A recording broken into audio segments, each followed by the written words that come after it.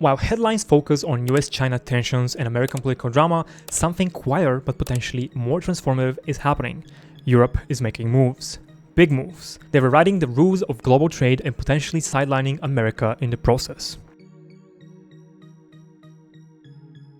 For over 75 years, American economic and political hegemony has been the defining feature of the global order. The dollar is the world's reserve currency. You have American-led global institutions like the IMF and World Bank, military alliances centered on Washington, trade agreements on American terms. But times are changing. While the US share of global GDP has steadily declined from nearly 40% after World War II to around 25% today, Europe hasn't been sitting idle. The European Union, representing 450 million people and an economy of over $22 trillion, has been quietly building a new strategy, especially since the US election of the Orange Baboon, one that doesn't wait for American leadership, one that puts European interests first.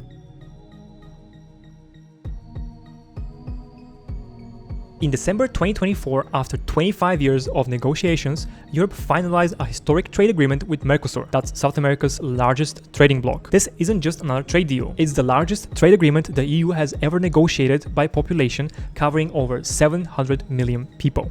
But what's in it? The EU will phase out tariffs on 21% of goods exported to Mercosur countries. South American beef, soybeans, and coffee will get easier access to European markets. In return, European cars, machinery, chemicals, and pharmaceuticals get privileged access to South America. But here's what makes this geopolitically significant. Europe made this deal without American involvement. While the US has been preoccupied with domestic politics and protectionist rhetoric, essentially building an autarky, Europe stepped into the vacuum. The deal creates a massive integrated market that sidelines the United States from preferential access. Brazilian soybeans going to Europe instead of America. European cars dominating South American markets instead of American or Chinese ones. More broadly, this means that the economic gravity is shifting. Now, the deal has faced surprising opposition that somewhat derailed the deal. You see, Europe really likes to self-cook itself. It's like a European thing. Just days after Commission President Ursula von der Leyen signed the Mercosur deal in Paraguay in January 2026, the European Parliament made a catastrophic mistake. By a margin of just 10 votes, 334 to 324, members of the European Parliament voted to postpone the ratification of the deal and send it to the European Court of Justice for legal review, potentially delaying the deal by up to 2 years and handing Europe's competitors a golden opportunity. What made this vote particularly shameful was the coalition behind it, a so-called horseshoe majority of the far-left Greens, the far-right Patriots for Europe, and nationalist MEPs from France and Poland. Political extremes united not by principle, but by moronic interests dressed up as concern for farmers and the environment. The Greens led the charge, wrapping themselves in environmental righteousness. They claim Mercosur will increase deforestation. But here's what they conveniently ignore. South America will produce beef whether Europe buys it or not. The question is whether Europe has influence over how it's produced. The Mercosur deal includes binding environmental commitments tied to the Paris Climate Agreement. It gives Europe leverage to demand sustainable practices. Without the deal, Brazil and Argentina simply sell to China, Russia, or the Middle East. These are buyers who demand nothing about deforestation, labor rights, or carbon emissions.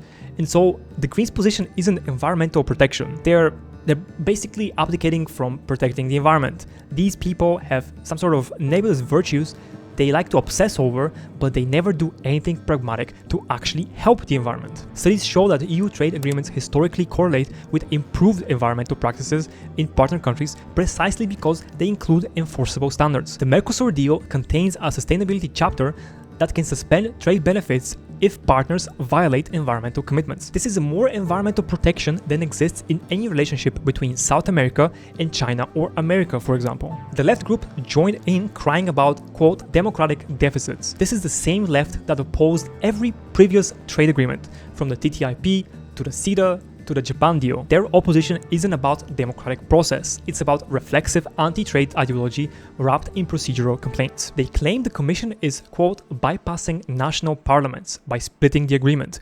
Here's what that actually means. European trade deals contain two types of provisions. Areas like tariffs on goods, services, trade, and intellectual property fall under EU-only competence, where the European Parliament and the Council can approve them. Other areas, like certain investment rules, require approval from all 27 national parliaments. The Commission splits these parts so the EU-only provisions can be applied provisionally, while the mixed parts go through national ratification. This is standard practice. The European Union did it with Canada's CETA agreement, with Japan, with multiple multiple other deals. This is not some sneaky workaround. It's how EU trade policy has functioned for years, precisely to prevent any single national parliament from holding the entire continent hostage. Remember when Wallonia, a Belgian region of 3.6 million people, nearly derailed the entire European Union-Canada trade agreement affecting 500 million Europeans?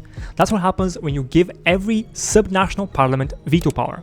Democracy doesn't mean paralysis. It shouldn't. It means the European Parliament, directly elected by 450 million people, can approve trade measures in areas where the EU has clear legal authority. The left's sudden concern for parliamentary procedure is nothing but obstruction. Then there's the far-right Patriots for Europe, led by France's Jordan Bardella, whose party we found recently on this channel was bankrolled by Putin, accompanied by Viktor Orban's Fidesz party, suddenly posing as champions of European farmers. This would be touching if it wasn't so transparently cynical. And can I just vent for a bit here? May I just say something that's been weighing on my mind? Did you, dear viewer, know that European farmers already receive over 50 billion euros annually in subsidies? That's right. 50 billion euros. Did you know that Europe's budget, which is usually set for 7 years, has allocated around 1/3 of the entire European budget, or 387 billion euros, for agricultural subsidies? The European farmers are the biggest crybabies. They are the biggest welfare queens in the entire world. I actually hate these people so fucking much.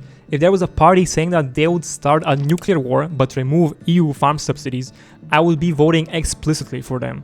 Yes, I prefer to live in a fallout world where welfare queen farmers don't receive subsidies and have to compete properly like the rest of us, than live in our world where European taxpayer money goes to maintain the bougie lives of these stupid motherfuckers. You can literally see how bored these people are and how much free time they have just by seeing how often they do one of their cringe parades with their cringe moronic tractors.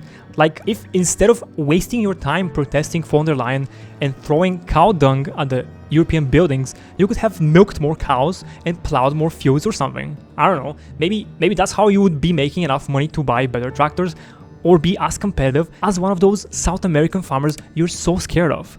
I hate farmers so much. This is literally the most protected class in the world, and the sooner we get rid of these protectionist policies, the better. Okay. I feel so much better. I feel so much better. God. So, the Mercosur deal actually does not harm our European welfare queen farmers, because the reality of the deal is far less dramatic than the rhetoric of these traitorous scum like Orban and Bardella would make you believe. The deal allows 99,000 tons of South American beef to enter Europe annually at reduced tariffs. Sounds like a lot, right? Except the EU consumes approximately 7 million tons of beef every year. Let's do the math. 99,000 tons is less than 1.5% of total EU beef consumption. We're not talking about flooding European markets. And this quota doesn't hit all at once. The deal phases in agricultural access over 15 years. That's a decade and a half for European farmers to adapt to competition that represents barely 1% of their market. Tariffs come down gradually. Import limits increase slowly. This isn't shock therapy, it's a gentle adjustment period longer than most people's entire careers in farming. The same story repeats for other sensitive products. Poultry quota, 180,000 tons. Sugar, 180,000 tons.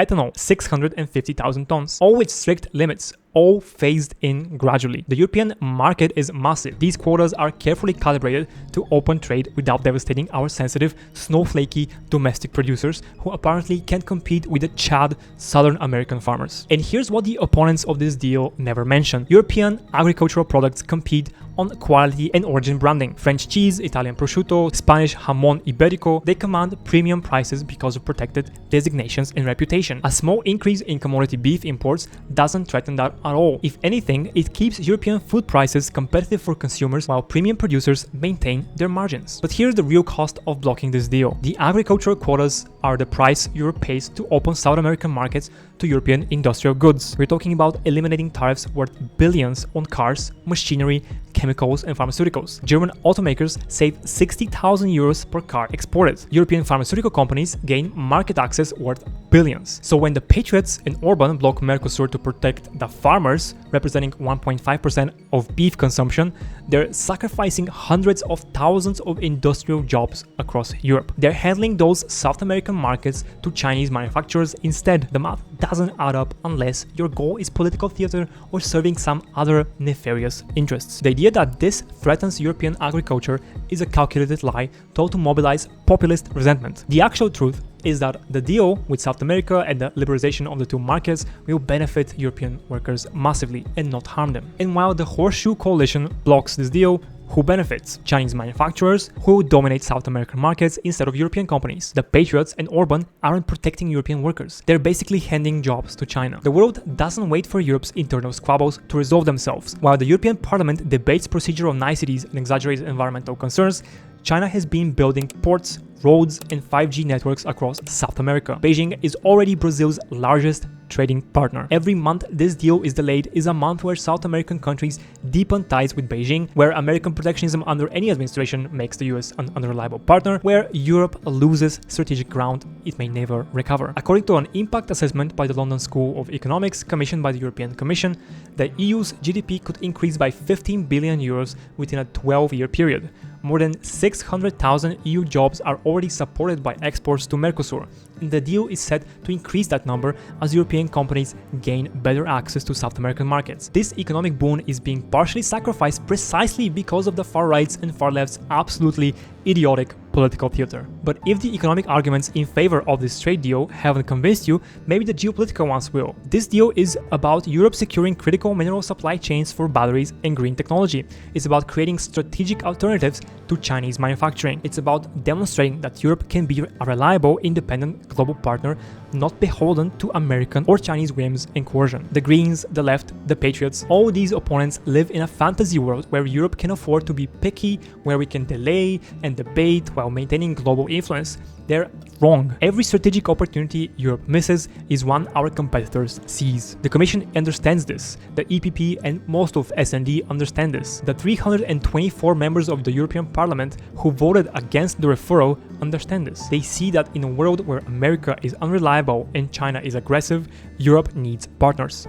Real partners with real economic integration who look up to the EU's economic and political model instead of the one of the US or China or Russia, God forbid. So now the European Court of Justice will spend months or years examining legal technicalities while Europe's strategic position erodes. The opponents will claim victory. They will celebrate stopping the corporate interests or protecting the Amazon or defending farmers. What they've actually done is weaken Europe. They've told South American countries that Europe is an unreliable partner, fragmented and indecisive. They've told the world that Europe talks about strategic autonomy but can't deliver on it because domestic politics always trumps global strategy. The Mercosur deal will likely still go through. The Commission can apply parts of it provisionally. The European Court of Justice will most likely rule in favor of it, but the damage to Europe's credibility is real, and it was inflicted by MEPs who are either traitors to Europe, Russian operatives, bought by lobbied interests, captured by some narrow ideological commitments, or just outright useful idiots. This coalition is basically self-sabotaging Europe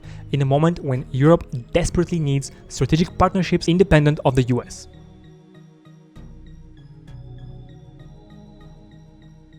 We did it. We delivered the mother of all deals. We are creating a market of 2 billion people, and this is the tale of two giants, the world's second and fourth largest economies, two giants who choose partnership in a true win-win fashion. South America isn't the only frontier. Europe has been actively negotiating a comprehensive trade agreement with India, the world's most populous nation and a rapidly growing economy projected to become the world's third largest by 2027. Negotiations that stalled for years gained new momentum in 2022. Why? Because both sides see mutual benefit in balancing against other powers. India wants to diversify away from dependence on China. Europe wants access to India's massive consumer market and to secure supply chains outside of China's sphere. The EU is already India's third largest trading partner, but a comprehensive free trade agreement would dramatically expand investment, technology transfer, and economic integration. It's not just about tariffs, it's about creating a Euro-Indian economic corridor that doesn't run through Washington or Beijing. Think about how European technology and automotive expertise can be paired with Indian digital services and pharmaceutical manufacturing. European luxury goods meeting India's growing middle class. Indian IT professionals getting easier access to European markets. This is just good overall. Then there's Japan. In 2019, the EU-Japan Economic Partnership Agreement came into force, creating the world's largest open trade zone at the time. This agreement eliminated tariffs on nearly all goods between the EU and Japan. European cheese and wine in Japanese supermarkets, Japanese cars and electronics flowing to Europe with zero tariffs. But again, it's the geopolitical subtext that matters. Japan, like Europe, has been concerned about over-reliance on any single power. The EU-Japan agreement includes unprecedented cooperation on digital trade, data flows, and emerging technologies. They're writing the rules for the digital economy together, independent of American tech giants or Chinese state control. And they're going further. Joint initiatives on climate technology, sustainable finance, and supply chains resilience. This isn't only about how easy trade between these two countries has become. It's a strategic alignment between two major democratic economies that increasingly see their future as interconnected but not necessarily dependent on American leadership. Additionally, Japan has also joined Horizon Europe. This is a €94 billion research and innovation program dedicated to making science and cool technologies. This means that Japanese researchers can now apply for grants to do research and come to Europe to do so. When you combine the idea of Horizon Europe, which has 23 members now including Japan, with the fact that more and more scientists are choosing to come to Europe instead of America, this just means that Europe is emerging on the global stage as a leader in science as well.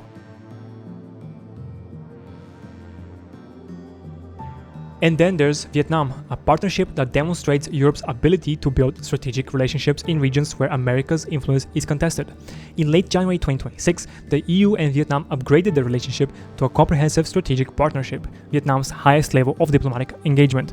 This puts the EU in the same diplomatic tier as the United States, China, and Russia. The foundation was the EU-Vietnam Free Trade Agreement, which entered into force in August 2022, after 8 years of negotiations. It eliminates 99% of tariffs between the two partners and has been remarkably successful. Bilateral trade in goods and services reached over $66.8 billion in the first 11 months of 2025 alone, up 6.6% year-on-year. Vietnam is now the EU's biggest trading partner in Southeast Asia. Here's why this matters. Vietnam is transforming into a manufacturing powerhouse as companies shift production out of China. For Europe, this partnership provides access to one of Asia's fastest growing manufacturing hubs and helps diversify supply chains. For Vietnam, Europe offers a massive consumer market and strategic counterweight to both Chinese economic dominance and American unpredictability. The 2026 upgrade to a comprehensive strategic partnership reflects shared interests on regional and global challenges and will contribute to stability and prosperity in Southeast Asia. It creates a framework for cooperation on climate action, digital transformation, and security. Vietnam joins Japan, South Korea, Singapore, and soon India, as we already mentioned, in Europe's growing network of Asian partnerships. Together, these relationships are building an alternative economic architecture in the Indo-Pacific, one where Brussels has significant influence independent of Washington. Let's step back and look at the pattern. Europe isn't only making simple nothing burger trade deals. Nothing burger. It is building an alternative architecture for global commerce, one where Brussels, not Washington, sets many of the terms. And Europe has a powerful tool, regulatory power. The EU's strict standards on everything from data privacy to chemical safety to carbon emissions effectively become global standards because companies want access to the European market. This is called the Brussels effect. And while America has often used its military and financial power to shape global rules, Europe is using market access and regulatory standards. That is its soft power, but it's remarkably effective. Consider the contrasts. In recent years, the US withdrew from the Trans-Pacific Partnership, renegotiated NAFTA, and pursued America First trade policies. Meanwhile, Europe has been signing comprehensive agreements, expanding partnerships, and building networks. The economic implications are profound. Supply chains are being reconfigured, investment flows are changing direction, and the automatic assumption that major trade deals require American involvement or approval is evaporating. Politically, this represents a shift in how global economic governance works. Europe is demonstrating that multilateralism and international cooperation can advance even when America is ambivalent or absent or even hostile. It's not necessarily anti-American, but is post-American in its logic. In a world where smaller countries have to choose trading and political partners, Europe is starting to make a really compelling case. So, is Europe successfully sidelining American hegemony? The answer is nuanced. Europe still relies on American security guarantees through NATO. The dollar remains dominant in global finance. American tech companies still lead in innovation, and European unity itself remains fragile and contested. But in trade and economic regulation, something fundamental has shifted. Europe is no longer waiting for American leadership. It's not trying to replace American power so much as operate independently of it in key domains. For the 700 million people covered by the EU-Mercosur deal, the hundreds of millions connected by the EU agreements with Japan, India, and others, the daily reality of economic life is being shaped more by Brussels than by Washington. We're moving from a unipolar world where American hegemony set the terms to a multipolar one, where Europe is actively claiming its space as an independent pole of economic power. The question isn't whether American hegemony is being challenged. It is, by China's rise, by regional powers, and yes,